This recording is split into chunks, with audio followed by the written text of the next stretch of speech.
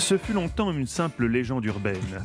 On ne pouvait pas croire que quelqu'un d'aussi célèbre que Stéphane Bern, en apparence aussi consciencieux, puisse se permettre de tricher dans un quiz de culture générale en consultant Internet alors qu'il était en duplex de chez lui durant un confinement. Hélas, Stéphane, n'essaie pas de masquer avec des bruits de bouche ce que je raconte. Hélas, la vérité a éclaté hier. Stéphane, au détour d'une réflexion sur Clémentine, qui justement était exceptionnellement chez elle, s'est trahi. C'est injuste parce que maintenant, chez elle, elle va pouvoir utiliser Internet, Clémentine, comme je l'ai fait pendant... Je ne veux plus jamais voir ce type de comportement. Jouons dignement à Bern to be alive. S'il vous plaît, nos auditeurs méritent mieux. Méritent mieux que ça. Oui. Que ces bassesses. Déjà un quiz un peu plus historique. Mais Et vous allez ensuite, voir, alors aujourd'hui, vous allez gâter. Ah oui. Et ensuite, peut-être, de votre part, une modération un peu plus respectueuse des règles. Une modération respectueuse des règles. Alors, vous n'allez pas être déçus. Question numéro 1 pour vous, Stéphane. Question égyptologie. C'est votre point fort. Elles sont toujours pour lui, là. Je déteste ça. Oui. Quand, en 1976, la momie de Ramsès II est venue à Paris pour être restaurée, le gouvernement égyptien a dû lui faire un passeport, car la loi française exigeait à l'époque que toute personne, vivante ou morte, devait voler avec un passeport valide. Vrai ou faux ? C'est vrai, et je peux vous dire même qu'à son arrivée, il a eu le droit aux honneurs militaires rendus à un chef d'État. Parce que la République française a considéré que Ramsès II était un chef d'État, et donc il y a eu la garde républicaine qui l'attendait au pied de l'avion. Et je me demande s'il n'était pas indiqué pharaon à profession. Oui, absolument, profession pharaon. Chef d'État. Oui. C'est une réponse qui a fusé, suivie d'un raisonnement implacable, d'un complément d'information. Mais est-ce la bonne réponse ? Vous avez perdu. Eh oui. Qu'est-ce que c'est que cette histoire ? C'est un très joli fake. Si vous tapez sur Internet passeport et Ramsès II, vous allez tomber sur un passeport avec la photo du pharaon. Mais c'est totalement bidon. La preuve, c'est un passeport biométrique. Ça n'existait pas en 1974, Stéphane. C'est une légende urbaine, cette histoire de passeport du pharaon. Mais on nous a toujours dit Rien ça. ne le prouve. oui, bien C'est parce que c'est une jolie histoire, si vous voulez. Oui. Mais voilà. En tout cas, les honneurs de chef d'État, c'est vrai. Non, ça c'était vrai. Mais vous essayez de grappiller un demi-point ? Oui. Oui, raté. Ça va peut-être vous servir tout à l'heure si vous voulez faire la 5e question. Alors à ce moment-là, effectivement, si j'en ai besoin pour ma comptabilité personnelle, Machiavel sort de à ce ce moment-là, corps. vous aurez votre petit point. Question numéro 2 pour vous, Clémentine. Parce que la tortue a le pied sûr, est-ce une raison pour couper les ailes de l'aigle ? C'est une citation d'Edgar Allan Poe, célèbre dramaturge et poète américain du début du 19e. À 27 ans, il a entrepris des démarches administratives dans l'État de Virginie pour faire un mariage posthume. Vrai ou faux ? Je vais répondre vrai parce que je ne connaissant pas cette histoire, je ne vois pas l'intérêt de poser la question si elle est fausse. Voilà un excellent raisonnement, mais un excellent raisonnement aboutit-il forcément à une bonne réponse ? Vous avez perdu. Non, quand c'est Sébastien Bordenave qui prépare des questions qui n'ont aucun sens. Il y avait un piège, ou en tout cas, c'était une question tournée bizarrement. À 27 ans, Edgar Allan Poe n'a pas entrepris de démarche administrative pour faire un mariage posthume. En revanche, à 27 ans, il a épousé sa cousine qui en avait 13. Il était alcoolique et dépressif. Elle va mourir de tuberculose à 24 ans. Mais c'était vraiment un poète maudit. Donc voilà, je ne sais pas pourquoi cette question existait. Bon, mais je suis contente d'être venue. Hein. Vous êtes content d'être venu. Pour l'instant, vous êtes à égalité dans les mauvaises réponses. 0 partout. Question numéro 3 pour vous, Stéphane. Alors là, une question taillée pour vous. 1825, année que vous avez bien connue. L'année de votre baccalauréat.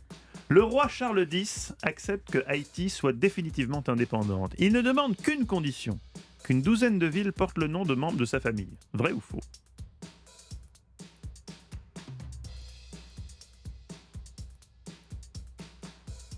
Là, vous réfléchissez aux villes ça me haïtiennes. paraît curieux. Ça paraît bizarre, parce que Haïti, d'abord, c'est partagé en deux. Hein. Vous savez, il y a Saint-Domingue.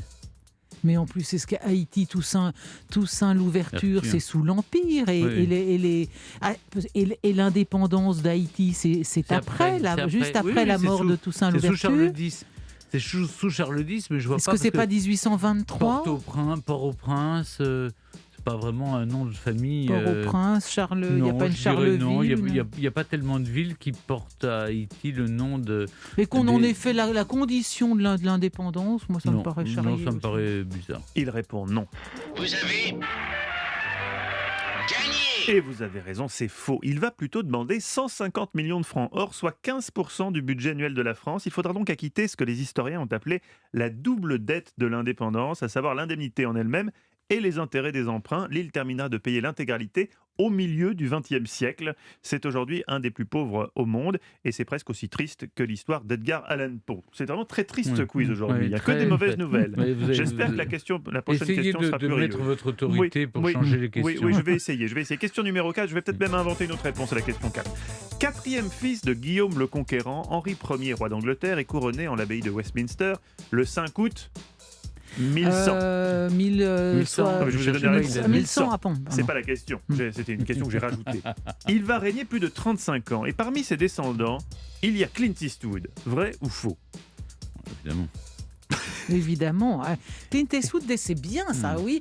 Que Clint Eastwood descendrait donc, il aurait de très très lointaines origines françaises, finalement, par Guillaume le Conquérant.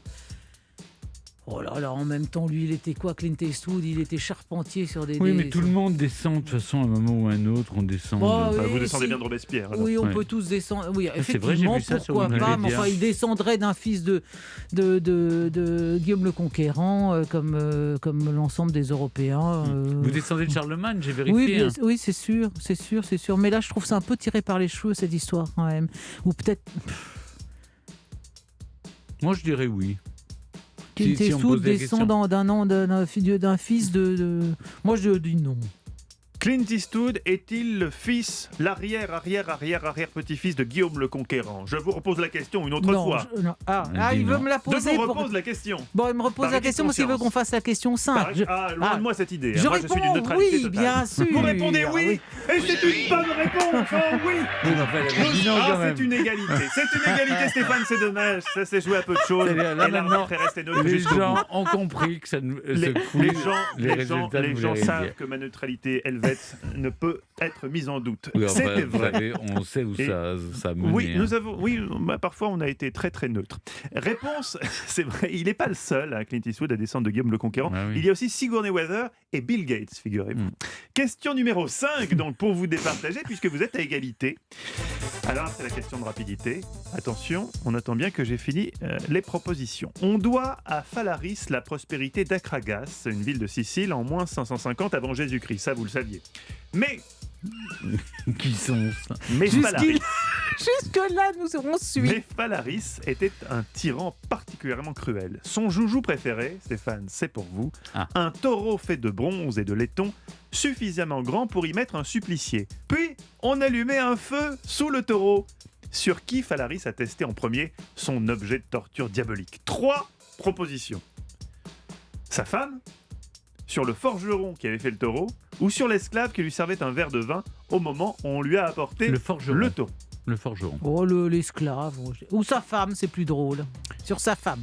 Et oui, c'est plus drôle. Hélas, Phalaris n'était pas un comique.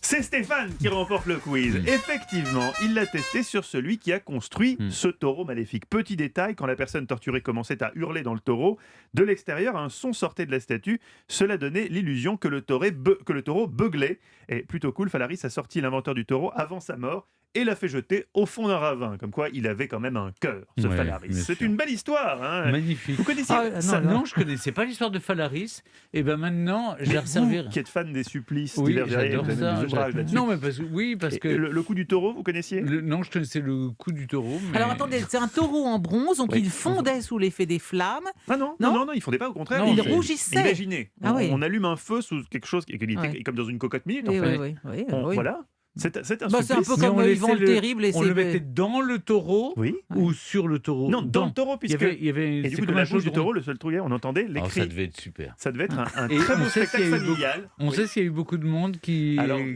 non, mon enquête ne va pas si loin, Stéphane. Ah, c'est dommage. Non, elle s'arrête là. Elle s'arrête là, aux limites du quiz. Que vous remportez. Bravo, Stéphane Bern.